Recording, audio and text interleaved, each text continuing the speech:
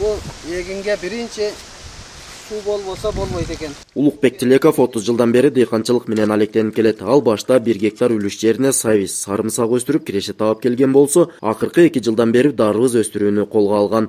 Дыйкан башка жашылча жемиштерге салыштырмалуу дарбыз өстүрүү бир топ жеңил экенин айтат. Дарбызды убагында сууну коесуң, мына поляда чөбүн чаап коет экенсиң. Анан мына палек деп коет, палегин ояка бияка кетирип карап коесуң. Негизи оңой. Главный суу керек экен.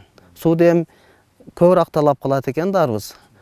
Дарбызыңа сууду көп койсоң, жегенде мындай суулуу болуп, ширин болуп, башкача даам берет да дагы. Дыйкан 1 гектар жер аянтына 5000 түп дарбыз көчөттөрүн теккен. Дарбыздын түшүмү мол болуп, килограммын 18 сомдон сатып 500 миңден ашуун киреше алууну көздөп турат. Учурда түшүмдүн экинчи теримин жыйнап, жергиликтүү базарларга, же болбосо унаасына салып айларылап сатууда. Эмгегин катуу болсо, тапканың таттуу болот деген дыйкан ар бир иштин кыйынчылыгы жана үзүрү болорун айтат. Өз колуң менен өстүрүп жеген бул башкача да. Бир устачылык кылып, өзүң колуң менен үйүңө бир нерсе курсаң, кайра шону келип, карагың келе берет.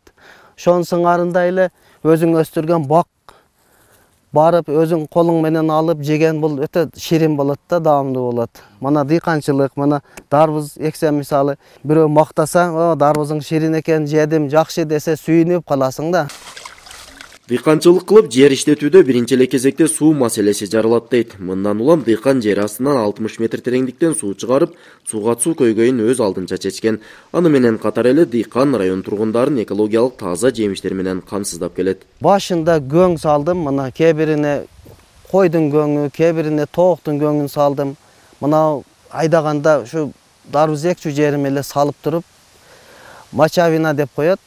Ошо мочавинаны салдым дагы. Болду, пленканы жаткырып, сууду койдум, көчөттү тиктим. Болду, башка эч нерсе кылбадым. Баягы жумушум көбүрөөк экен, буну караганга да колум бошободу, просто сууну келип карап аттым болгону. Баткен районунун аймагында жалпы 10450 гектар жер аянтта айдоо жери бар. Анын 5762 гектары суулуу жер.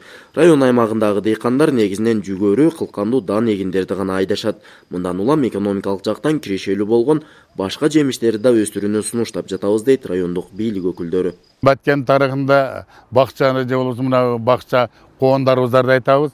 Эметкен эмес, эгилген эмес, быйыл мына эми элдер туура түшүнүп, кирешелүү болгон эмелерди эгишип атат. Мына өзүңүз көрүп келдиңиз, жана бужум Карабулак айылынын бужум айылындагы поляны көрдүңүз. Буюрса ушул Баткенде колго алып атабыз, жаңы технологиялар деген түшүндүрүштөр. Баткенге негизинен коон дарбыздар Ош, Жалал-Абад облустарынан жана кошуна Өзбекстан Республикасынан келет. Мындан улам баткенлик дыйкан алгачкылардан болуп дарбызды өстүрүп, жакшы киреше таба баштаган. Максатбек Акылбеков, Бактыбек Нишанбай уулу, Ала Тоо 24, Баткен облусу.